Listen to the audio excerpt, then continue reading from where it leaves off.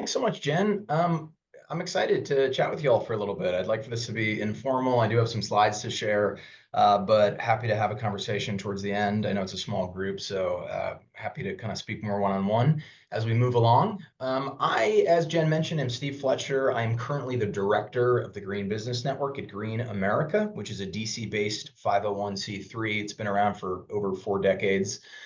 I've only been with the organization for going on 10 and a half months now. So I'm relatively new still. However, I'm no stranger to the local economic development space. I worked for 6 years at Low Country Local First, which is a member of Amoeba.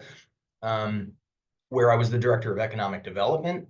So I was focused on cultivating, nurturing, recruiting great businesses to the Low Country area, the 11 counties of coastal South Carolina. And it was exciting work because I live here and I still work here remotely. So even though I'm at Green America now, I'm still very much embedded in my local community. And I decided to really make a jump from the work I was doing with LLF to the work I'm doing now with the Green Business Network, because I really got excited about the potential for business as a force for good, like I know a lot of folks in this network probably relate to. I was producing for a couple of years the event the Good Business Summit, which is in its like I think 14th or 15th year. And that opened my eyes to just how powerful a vessel, particularly small and independent business can be when it comes to making positive impacts in your little corner of the world, right, or your region of the world. We would highlight, actionable solutions that business owners could take, entrepreneurs could take at any stage, age, or industry. And it really, folks came away from that day feeling like they were empowered to be more conscientious environmental and social stewards as business owners, or even as managers or employees of local business. So I wanted to take what I was doing to a more national stage, and I was lucky enough to have an opportunity to do so at this great organization, Green America, with which you might already be familiar.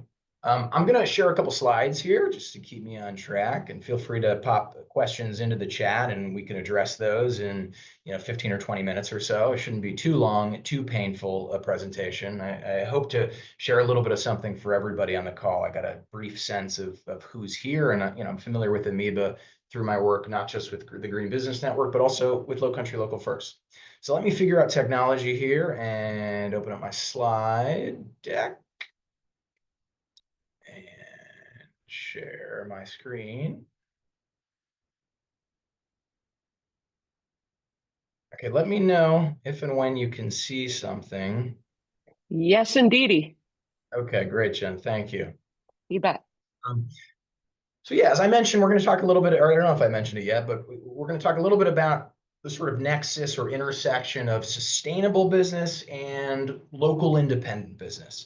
And that's just because that's sort of my world. So I think it's a perfect talk for today. Hopefully you take a little something away from it. I'm sure most folks here are in some way, shape, or form affiliated with independent business or businesses. You probably wouldn't be a member or on the call with Amoeba if you weren't.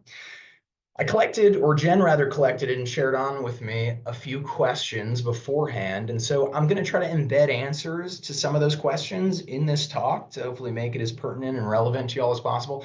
I'll fully admit, I've again been here for 10 going on 11 months. I'm not the expert on all things ecological stewardship, environmental and sustainable business. I know a thing or two. I'm rolling up my sleeves. I'm learning as I go. But as you can imagine, in the director role, there's a lot more that goes into it than just being sort of like the academician on it all. I have a lot of great folks on my team who I rely on. So if you ask questions and they're too granular for my dense head, I will get an answer for you. It just may not be in real time. All right, moving along. If you're not familiar with the network, it is a subsidiary or a project of Green America. I mentioned they're an organization out of DC. That's our group right there at a retreat we had in DC, even though we're remote. We all get together once a year, which is a lot of fun, at the Beacon Hotel in Washington, DC, our country's capital. And we talk a little bit about all of our different eco fronts. If you're not familiar, Green America does a lot. So it's 50 of us. And as I mentioned at the top, we've been around for a good amount of time, 40 something years now. The mission of Green America, which again is sort of the umbrella organization of the Green Business Network, is to harness economic power, the strength of consumers, investors, businesses, and the marketplace to create a socially just and environmentally sustainable society. There's also a vision statement that Green America holds strong to, which is, quote, "We work for a world where all people have enough, where all communities are healthy and safe, and where the abundance of the earth is preserved for all generations to come."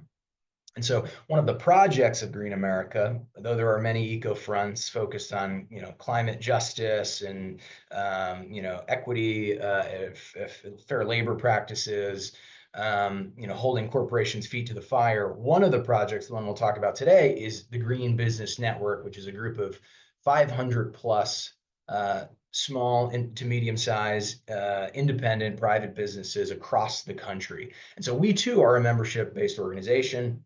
We've been around since the very beginning of the organization. You might be familiar, some of the folks who have been in this space for longer than I might be familiar with the National Green Pages, which was sort of a quarterly or maybe biannual compendium of all of the sustainable businesses you'd ever want to know about, organized by industry with contact information. This one's from 2001. The pages are yellowing. It is an artifact, an antiquity this day and age. And as you can imagine, as a green organization, we decided at some point to do away with the physical directories. Now you can find all of our members, all of those who are up to date on our website at greenbusinessnetwork.org. And all of those members on our directory have been thoroughly and vigorously vetted via our assessments. And we'll go into what our certification is in a little bit for folks who are interested in digging into that. But one point I want to get across here is, like a lot of your groups, I'm sure you can relate to this, but we want to be accessibly priced. And if anyone has an issue with paying for membership, we're going to work with them, the same as at LLF. If you need to take a year off, you want to be a member and you can make a case for why you should be comped, you're experiencing financial hardship for a year or two, well, let's do that. We want long-term you to see the ROI and you to understand that we do need some element of remuneration as a 501c3 for all of the programming that we do and the staff time we put in. But we also find it to be, first and foremost, important that we're able to meet businesses where they are, provide them the key crucial information they need to be as environmentally and socially responsible as possible. So I mentioned certification. We've had our certification ever since we've had our green pages. It's got more rigorous over the years. Some folks who take it say it's more rigorous than B Corp, but we don't want to be inaccessible to folks. So even though we have 39 different as I mentioned, rigorous certification pathways or assessments rather, each of which is about 100 questions, 15 pages. There's about 6 or 7 questions on each page. Some are multiple choice. Some are open-ended, long form. All of these are graded on a 3-point scale by our certifications management team. And we work with the business owner all along the way. So this isn't something to be threatened by or intimidated by. And in fact, if you don't pass, once you join as a member, you're invited to apply. That's one of the benefits of membership. And then once you certify, a whole slew of additional benefits open up for you. But once you apply, if you don't get approved, we'll go ahead and throw you onto a pathway to certification, which is something unusual in this space that's becoming increasingly crowded with business certifications. We're proud to say that we are very, very high touch, personal, white glove with every business who joins us. And if you don't pass and you're interested in doing so within the year that your membership lasts, we will make sure to steward you along that process, tell you what you're doing wrong, or tell you where you need to improve rather, and help you do that as simply as possible, make connections for you either educationally or human capital wise. And that's all included with membership, which we'll get into, but it does start at only $150 for the whole year for folks. But again, we could do plans and stuff for people who can't join. We also do a lot in the editorial space, which I didn't realize when I first joined, but we literally have magazines that at one point were on newsstands with circulations of like 100,000. There's one called Your Green Life, and then there's another called Green American Magazine. Everyone who joins the GBN is subscribed automatically to these magazines. But there's other educational opportunities for Green Business Network members, both certified and uncertified. We have a lot of opportunities to extend the message and the brand and the storytelling of any one of our businesses who are doing awesome things in the green space. We'll do that by posting on our blog, which is widely read. We have a brand new website, which I created in my last few months here. We have a new membership management dashboard, which is super responsive, and there's ways to access members only discounts through that. It's another benefit. And I mentioned earlier, we have our digital directory, as I'm sure many of your groups have as well. It's sort of a necessary core nucleus component of any of these types of groups, I think. And then we do webinars and provide newsletters as well across the year. And in those magazines, there's also opportunities to write about your business, particularly if your business is doing cool things with other. We used to call it the multiplier effect at Low Country Local First. I know other local first groups do as well. If you are sourcing reliably and procuring or partnering in some way, shape, or form with another Green Business Network certified business, we'll talk about that in our magazine. Our magazine still does go out to, I want to say we have 20,000 subscribers right now. So it's not nothing. And we do have 150,000 folks who are eager to learn about businesses like this who get our newsletter from Green America. So we'll also occasionally embed stories about our members in those channels. I'm going to speed up here a little bit. Now I'm going to I'm going to strive to provide a little bit of context and or clarity on some of the questions that were posed beforehand. Again, don't have all the answers here, but I want to share a little bit of what I've learned in the last 11 months and what I know through my work with Low Country Local First and some of our GBN members. First off, someone had a question about sourcing green. There's a lot of different ways to source green. If you're in the food space, you could start with your local farmers market. I was just in Richmond, Virginia. Anyone from that area knows about Elwood Thompson's. It's an independent grocer that prioritizes sourcing from local farms, producers, that reduces transportation emissions, as you can imagine. It supports the local circular economy, which I know is lexicon we're all familiar with here. And they even host something called the Meet the Farmers event, which I was talking to some workers there about, which connects consumers with their suppliers. So any opportunity to create an event where you can sort of pull back the curtain on where you're getting your stuff, particularly if it's local, it's a great way to help folks, business owners in particular, envision how they can sort of intentionally reduce their carbon footprint in a meaningful way. Supply chain transparency, third-party audits. I think about seventh generation, which people have different views on now. As you go down and get more granular, there have been sort of restructurings that probably require folks to take a deeper dive on seventh generation. But I can tell you that particularly at their early stage, when they were a member certified of the Green Business Network a number of years ago, they were doing some really awesome things and still carry on a lot of those traditions. They're a huge company now, but again, they're a producer of household products, and we call them sort of an alum of the Green Business Network because folks kind of outgrow us at a certain point. We hope that they maintain their, commitment to environmental stewardship and social responsibility and just kind of scale it to make transformational systemic change. But they did and do source renewable ingredients. They ensure their products are biodegradable. They publish a comprehensive annual sustainability report, which everyone should be doing in some way, shape, or form. That report essentially details their supply chain and environmental impacts, which builds trust among consumers, as you can imagine. Transparency and traceability are crucial. Companies should be prioritizing supply chain transparency. I think of another GBN alumni, Patagonia. They're actually in this Green Pages back when they were a member, before they became sort of massive. We're all familiar with them as a leader in sustainable business practices. They basically would require that suppliers adhere to strict environmental standards, and that commitment is demonstrated through tools like their Patagonia Footprint Chronicles. So I'm not sure if anyone here is familiar with that, but that would essentially allow consumers to track the environmental impact of their products and their sourcing.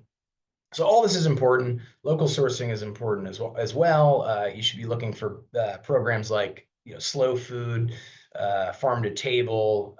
There's, of course, tons of certifications. You can look at GBN. If you are in consumer packaged goods or food, we have a really extensive assessment that ensures you're sourcing responsibly. But there's also Fair Trade Certified, B Corp, FSC, GOTS, USDA, organic, cradle to cradle, et cetera, et cetera. Someone asked about health systems. I was trying to understand why they have so much confidence in my ability to answer this question. So what I did was I sort of just tried to tie it to the green movement to a degree. But if this individual is on the call and wants to clarify later, please do. But incorporating green practices within healthcare, as you can imagine, not only reduces operational costs and environmental impact, but it also directly improves the health and quality of life for local populations, local communities, et cetera. Healthcare facilities create a lot of waste, right? They are among the largest energy consumers pretty much in any community. But many are beginning to transition to energy efficient models, which is great. I'll give an example out of Utah, Intermountain Healthcare. Now, these are not all business examples, but again, I just kind of want to touch upon some of the organizational priorities of some of these groups and initiatives, just because this was the question. But we've looked at groups like Intermountain Healthcare in Utah, which is doing great things. They've committed to reducing their energy consumption by 25% by 2025. So at the end of this year, we'll see if they make that. They're striving for it by installing energy efficient HVAC systems. This is something any of our businesses can do if they've not done already.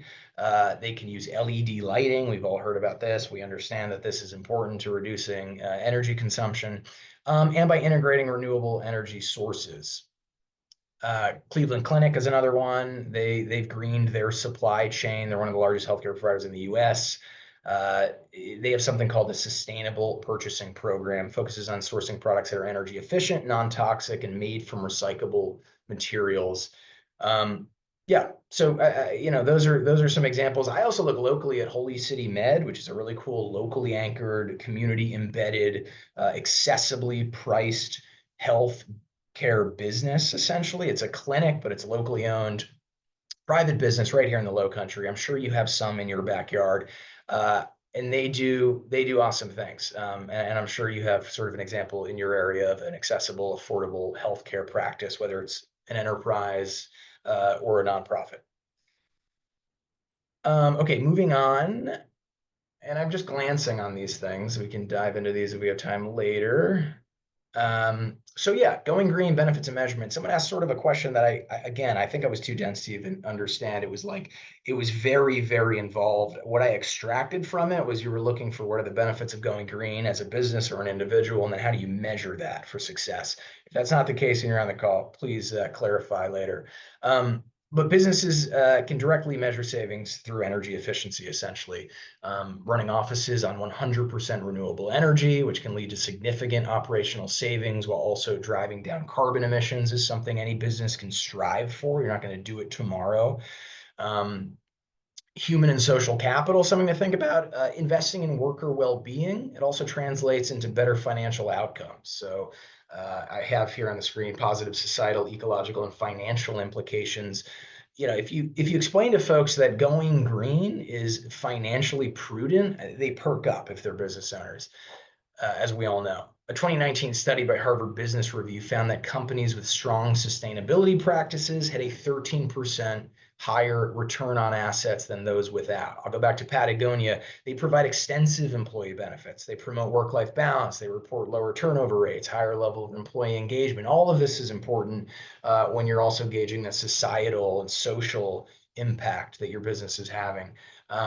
Speaking of societal social impact, that true cost accounting you see on your screen, many of our members consider that concept. If you're not familiar with it, it's simple. It's really just when you're considering the environmental and social costs of products and services. That's something to always be reporting out on and to be tracking and following and thinking about. How are you gauging a social cost?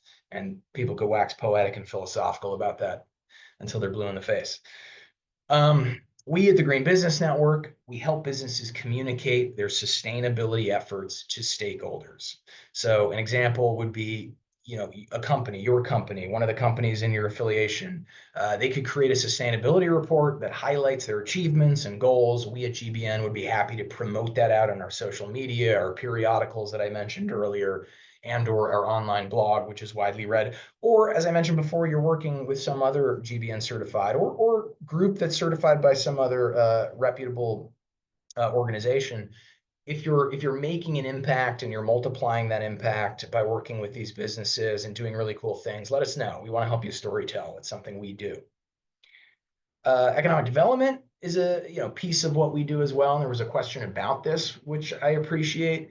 As you can imagine, there's tons of policies and access to funding that you should be thinking about. You want a supportive community as well, by creating a comprehensive ecosystem of incentives, resources, and partnerships. Cities and regions can attract and nurture green startups, especially those that lead to long-term economic growth. A case study here is Boulder, Colorado. Boulder has become a model for green economic development. They've attracted a plethora of clean tech and green startups.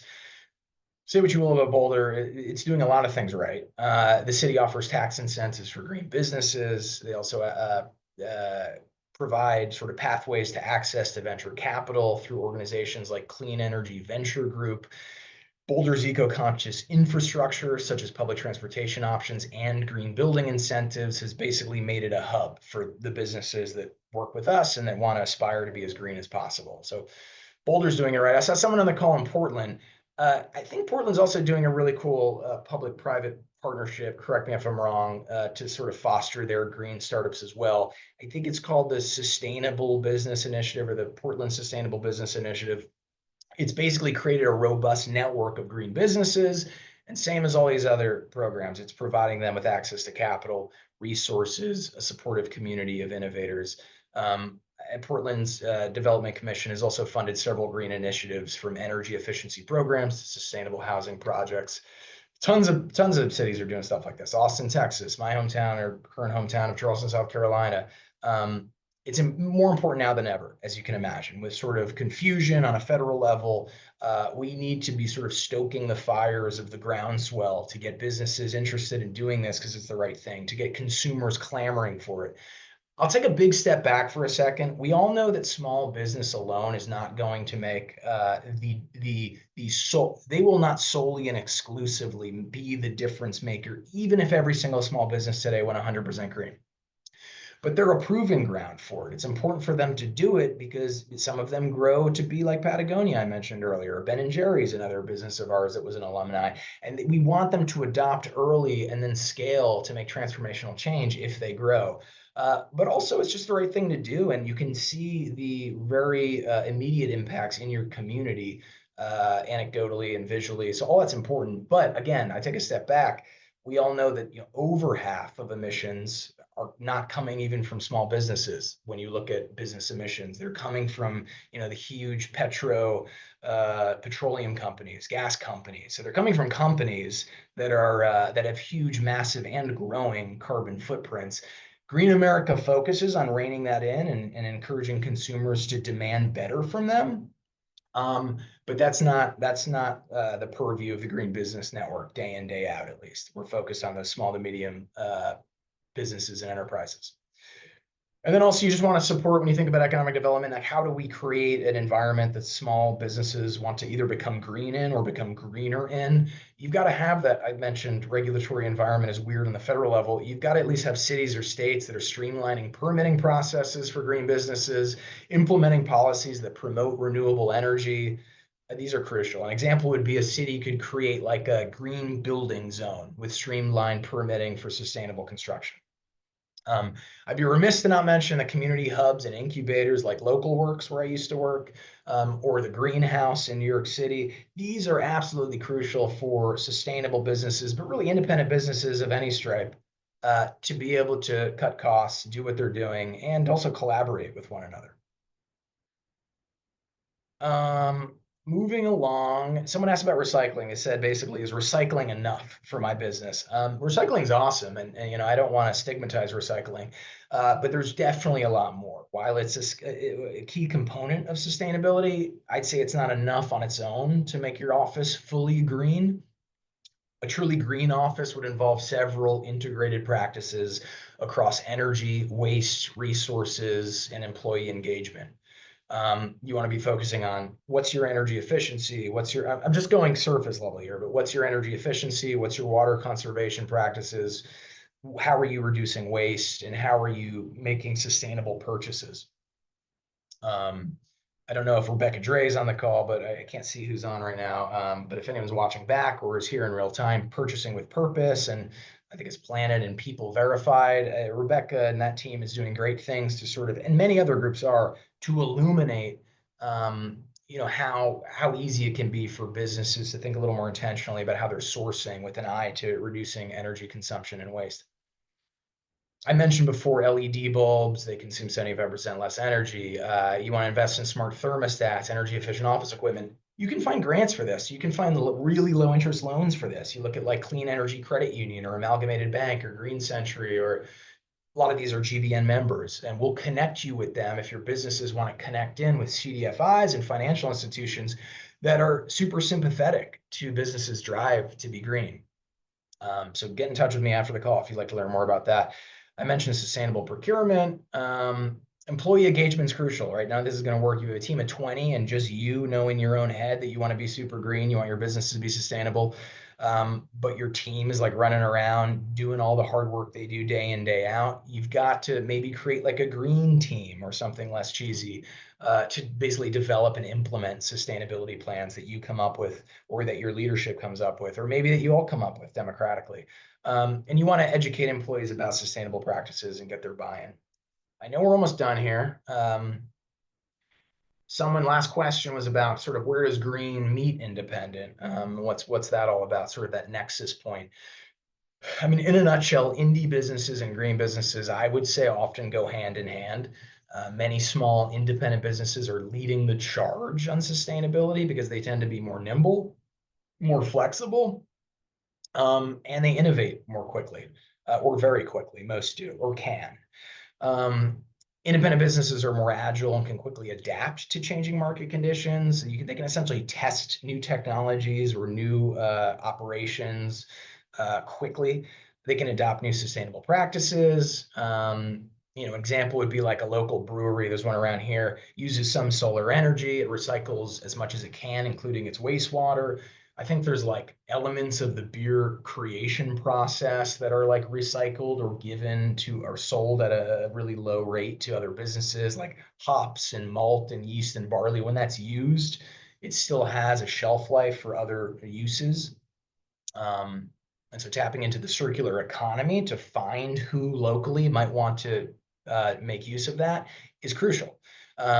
Independent businesses often prioritize local sourcing, which reduces transportation emissions, supports the local economy. It's crucial for building resilient local economies, as you all know, that are less reliant on large multinational corporations. And then I don't know if Lauren's on a call, can't see everybody here. Lauren Galatly from the Institute for Local Self-Reliance. I know some of her colleagues sometimes are in these Amoeba meetings. She's a former colleague of mine at Low Country Local First. A study from ILSR showed that independent businesses recirculate more money back into the local economy, helping build strong, sustainable communities. A locally focused, resilient, self-sufficient community is often one that is disproportionately with creating a lower carbon footprint, wasting less, working more with other businesses close by. Okay, so wrapping up, I want to let everybody in this call know that if your business, because I understand there are some businesses who are members of Amoeba, or if you're a group of businesses, particularly if you are an independent business alliance or association or a local first group like Low Country Local First, so essentially anyone on here, any business you're associated with, will automatically get access for 1 year to 50% off their Green Business Network membership if you're interested. No pressure. I won't hate you if you don't take me up on this. I just thought it might be a nice way to fast track this for a few folks who are unfamiliar with GBN to test this out for a year. I feel like you'll see the ROI immediately, and you'll feel like you're part of a really cool national network of folks trying to do the right thing. But again, take a year and decide that for yourself, or have your businesses decide that for themselves. If anyone wants this slide in particular after the call, I can do that just so you don't forget Amoeba, but that would be the promo code. So you'll go on to greenbusinessnetwork.org And you'd register for membership there, and you would just type in capital AMIBA in the promo code box. And most of our businesses, about 85% or more, are at the level 1 tier, right? So that's for folks who are just a couple of employees. That's $150 typically. So now it would be only $75 for the whole year. I feel like you'll see that ROI in a couple months, and happy to talk about any one of these benefits on your screen that I kind of already mentioned. But in a pursuit of finishing this on time, or not too far over time, I'm gonna go ahead and wrap it up and encourage y'all to go green and go forth. That's trademarked by yours truly. And no one's said it before because it's not particularly compelling. It feels a little weird, like it's from another date and space and time. But I recommend it, and I also recommend y'all check out our social media. It's at Green America _. That's our Instagram. We just opened up a Blue Sky. I don't know what that is. I apologize. The GBN's website is greenbusinessnetwork.org. My email is on the screen there too as well, sfletcher@greenamerica.org. Feel free to shoot me an email about anything and everything. We'd love to chat with you. Jen, I'm a little over, I apologize, but I'm happy to answer any questions that folks may have. No, that's great. And thanks for, really taking into consideration people's questions from the beginning, because I know all of us are coming from very different angles, and that's why we wanted to make sure that we had time to ask you even more questions. So anybody who has them, feel free to go off mute and go on screen and ask your question, introduce yourself so we can all get a sense of who you are, where you're calling from. And if I you're stopped little, sharing? what's that, Steve? I stopped sharing, correct? No, you're still sharing, but it's got a nice Relearning green technology. frame. Yeah, Stop. there we go. Great. Or do you feel more comfortable? You can ask your question in the chat. I won't call on anyone, but I will call on somebody if we don't hear from you, because I know there's some of you who have questions or experience with Green Business Network.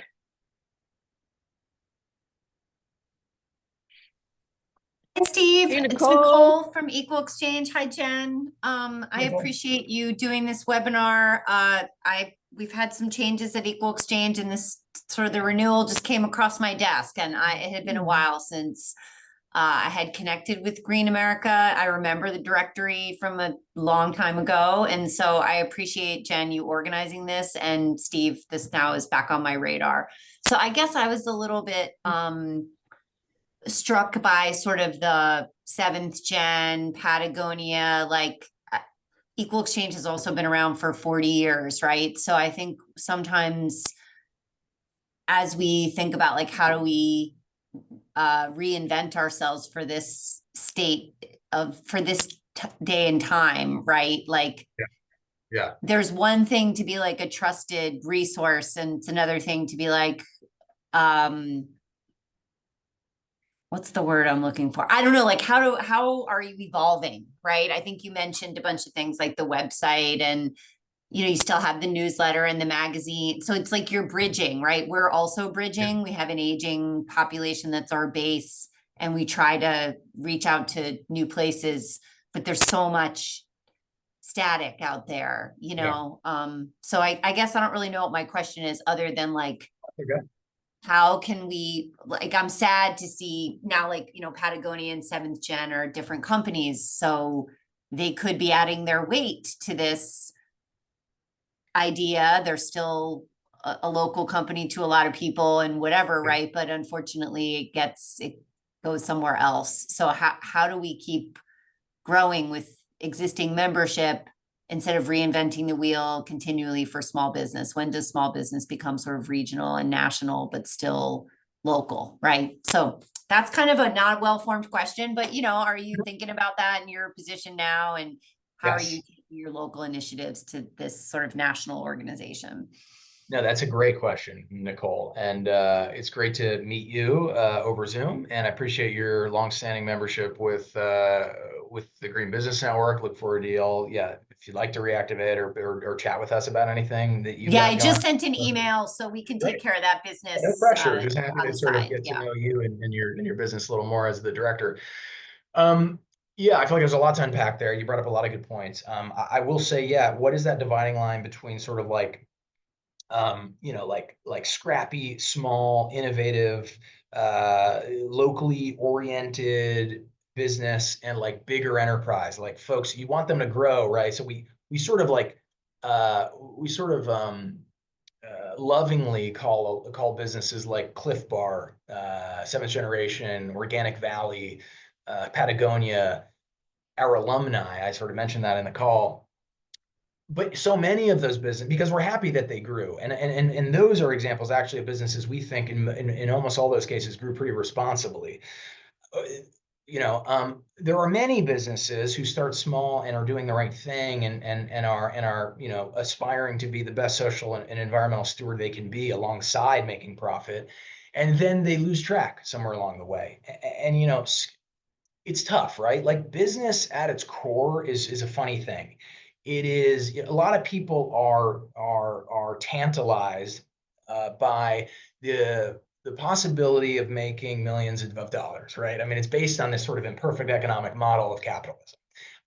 And so businesses, I think, in order to do that, they believe the only pathway is to like scale and become huge. And it's tough sometimes. I think growth can sometimes be the enemy of good environmental stewardship, or at least of maintaining sanity as a leader of a business. I'm seeing more and more of it in the Green Business Network. I saw a little bit of it Low Country Local first. I will say I don't have all the answers, but one way that we defined that gap between small businesses and big businesses at Low Country Local first, in other words, the businesses that would become members of ours and are locally focused and are still sort of mom and pop to a degree, from like those big scaling businesses getting bought out by like venture capital and equity firms, was just that. Like if they were private and not public, they could be an LLF member. That was like a big one actually. Like we had some huge corporations right in our backyard doing good things philanthropically, like Blackbaud, which is sort of a national software manufacturer and distributor. But they were public. A publicly traded business couldn't be part of the organization, because the philosophy there was, as you can imagine, we didn't like the idea of there being stakeholders, shareholders who are living in faraway communities and basically extracting wealth from our community here. So instead of it getting reinvested circularly, it's sort of going elsewhere. So private is a big one, small is a big one. Leadership had to live in the area, right? That's a big one as well. I feel like I'm stepping more into my LLF role here, because if leadership lives in the area, they're taking stock of the area and they're feeling ownership and buy-in of the area, and they're ideally reinvesting a lot of different forms of capital in that area through a lot of different channels. And so leadership, at least 51% of leadership living in the area, was crucial. When I look at Green Business Network, it's a little different, right? It's not based on local economic development. It's based on green and sustainable. What we've done is anyone can join, as long as they're not like a massive faceless corporation. If Jeff Bezos tries to join, we're going to probably say no. I'm kidding. We're going to definitely say no. Where is that line? I'm still frankly defining it because it wasn't super well defined, but a big no for me is when, again, an organization that was once doing great things, a business that was once doing important work, has been basically bought out by Procter and Gamble. There's been so many. I mean, Annie's used to be a GBN member back when they were just Annie's, and now I think they're like General Mills or one of those. And we all know, if you've been on some of these Amoeba talks or other talks, how we've become such a consolidated world. And so if you end up in one of those consolidated mega corporations, you're definitely no longer eligible. But a lot of these things are also answered in our certification industry standard assessments. And so we'll get pretty good sense of whether you're able to actually walk the walk, talk the talk, be a community steward after you take that assessment. And Steve, kind of going to the other side. I'm sorry, Nicole, if you had a follow up. Are you good? Okay. But going to the other side, I'm looking at Zoe, her little cute dog picture there, and thinking about her as a startup. Are startups able to join the network, or kind of like B Corp, you encourage them to kind of get 3 years under their belt and then get certified? I encourage startups to absolutely join our network. I want to be as accessible as possible, particularly to folks who are pre-launch. The more nascent stage you are, the more adaptable you are to ideas, I've found. I mean, I've started my own ventures as well. It's like you want to integrate being green or being whatever you want to be. You want to integrate your philosophy at the ground level into what you're doing. And we can sync you up with really cool, as I mentioned, like grant opportunities or low interest loans for whether it's something physical on your office, you want to be GBN certified, but also like LEED certified, and you want to put solar panels up or have a really efficient HVAC system, we'll connect you with ways to begin to finance that. But it's easier to do that at the beginning than to sort of like retrofit all of these things onto your business. So yeah, we would love startups to join. In fact, stay tuned. We're going to eventually be looking at putting together a program that focuses on lifting up sort of overlooked entrepreneurs and getting them synced up with a sort of a boot camp for them. So they're starting up a program and they're really scared about costs being prohibitive if they want to like be sustainable from the outset. We're gonna seek to do away with those incorrect notions through a program. So stay tuned for that. But you can join up right now for 50% off, $75. If you just started, you made one candle, right? You haven't done really much business other than friends and family. Talk to us. We want to help you source now green. We want to help you save money now by being socially and environmentally responsible. So thanks for the question. So. And I'm curious too, we have people from a chamber. We've got Vicki from North Carolina Sustainable Business Council. I don't want to ask the question that maybe they have on their mind, but do you work with chambers and other IBAs directly? Yeah, we I was going to ask that Oh, question. I'm sorry. sorry. This is Vicky. yeah, sorry about that, Vicki. And I'm sorry I have to be on offline today. I am really not presentable. Typically, I like to show my face, but I do apologize and thank you for your No presentation. apology necessary. That was exactly my question. It's specifically, I guess, in regard to the certification, because we just launched our certification program, and I had looked into your certification as we were designing ours, and I have been meaning to wonder if you have partnered in with chambers or state groups in or have you explored how that could possibly occur when we have our certification and you guys have yours, and how can it be recognized nationally? Well, Vicki, we've not with chambers, to my understanding. So I'd love to talk with you about doing some sort of model program or prototype. I think that would be beneficial, frankly, to explore. And maybe we've got some way to share either information or best practices, or to do some sort of double badge reciprocal membership. I don't know. I would love to chat with you about it, frankly, if you want to talk after the call. Absolutely. Yeah, If you put your email or whatever, I would love to connect on that. Great. I mean, I'll say that for my work at Low Country Local First, back when I was in local economic development, we were happy to trade memberships with local chambers. We were not like an enemy or competitor with chambers.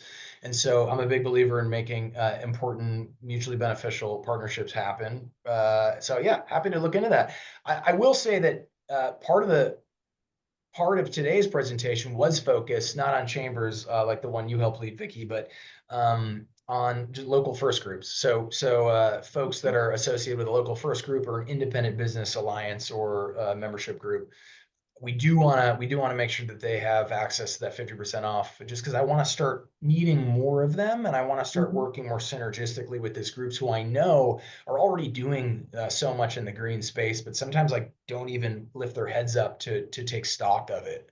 Right. But thanks for your question. Yeah, I would love to chat more. Thank you. Thanks. Thank you.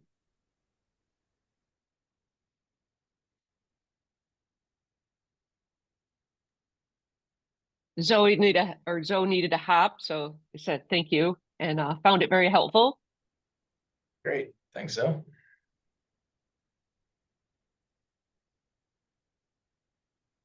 So Chuck and Stephen, do you have a different question or perspective you wanted to share?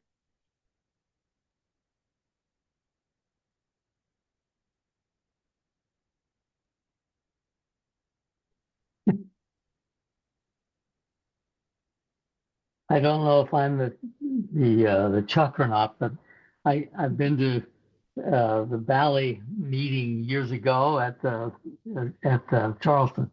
It's a great experience, and praise to the Low Country. I'm still involved a little bit with the Ohio Sustainable Business Council, and I love the presentation today.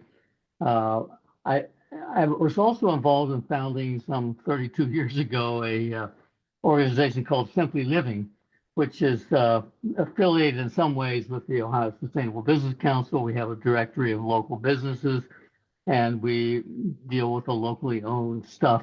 But one of the things, this is just a comment, not related really to the certification process, but we say for every time you buy locally owned, you're taking a bite out of the global economy, which is the one that's killing the planet. And I think that's somehow, it's a little tricky, but again, you mentioned the local companies that have gone global. So it's not so clear cut, but in general, you want keeping the wealth in the community makes the community more sustainable. And we did a little meta-analysis based on the data that Civic Economics did on localization, and we came up with a figure in Columbus, Ohio, where I'm located, in Franklin County. If everybody shifted their shopping 10% from global to local, it would retain something like $350 million locally and create potentially 5,000 new jobs. So Wow. just sharing that story. Yeah, and love it. Keep up the good work. Yeah, thank you so much, Chuck. I love all of that. Yeah, we at Low Country Local First have or had when I was there similar sort of numbers to